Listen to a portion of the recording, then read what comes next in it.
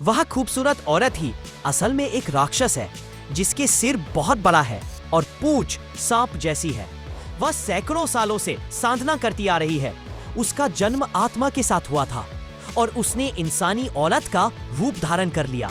जो लोग बुरे इरादे रखते हैं वे उसकी खूबसूरती से धोखा खा जाते हैं, लेकिन इस बार वह खुद एक मुसीबत में फंस गई। जब वह इवान की ओर बढ़ रही थी तभी उसने एक डिब्बे पर लगा जाल दबा दिया। तुरंत कई रस्सियां निकली और उस राक्षस को डिब्बे के अंदर जकड़ लिया। आंद्रे द्वारा दिया गया काम पूरा करने के बाद सभी लोग इनाम लेने के लिए राक्षस को साथ ले जाने के लिए तैयार हो गए, लेकिन रास्ते में भयंकर रेतीला तूफान आ गया। वे रेगिस्तान में रास्ता भटक गए और उन्हें वही रोकना पड़ा। रात को जब सब आराम करने वाले थे तभी इवान ने अचानक रोने की आवाज सुनी। वो आवाज का पीछा करते हुए डिब्बे के पास पहुंचा। रोने की आवाज सच में डिब्बे के अंदर से आ रही थी। इवान ने तुरंत डिब्बा खोल दिया। राक्षस एक खूबसूरत औरत में बदल गया। इवान ने उस बेचारी औरत को देखा और उसे बाहर निकालने ही वाला था, लेकिन तभी जादूगरनी लीजा ने उसे देख लिया। उसने तुरंत डिब्बा बंद कर दिया और इवान को भी अंदर बंद कर दिया। इस तरह जादूगरनी लीजा और उसके साथी डिब्बे को लेकर शहर वापस लौट गए।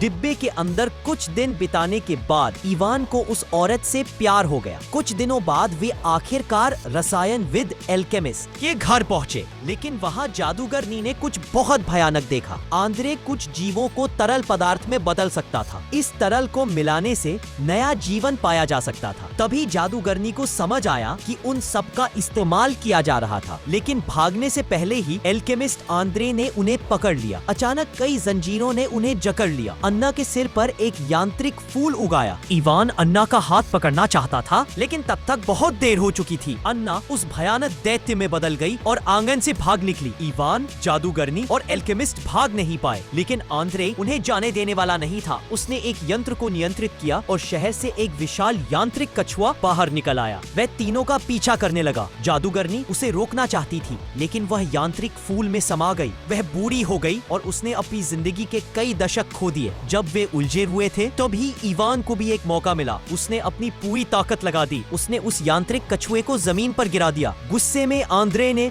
यांत्रिक पंख पहन लिए और उड़ने की कोशिश की, लेकिन वह रसायन डालना भूल गया। वह कछुए के तरल में गिर पड़ा और उसका शरीर काले तरल में बदल गया। इवान पूरी तरह थक चुका था। उसकी सांसें थम गई। तभी अन्ना वहाँ प्रकट हुई। उसने जमीन पर पड़े इवान को देखा। दुखी होकर उसने नीले तरल की एक बूंद छोड़ी। वह बूंद इवान की आंखों पर टपक गई। अचानक इवान जाग उठा। उसकी आंखें भी ठीक हो गईं। इवान को होश में आते देखकर अन्ना फिर से उस दैत्य में बदल गई। उसने सबको अलविदा कहा और दूर के जंगल की ओर चली गई। इवान वापस अपने गांव लौट आया। वह आगे भी यहाँ सब कुछ की रक्षा करता रहेगा।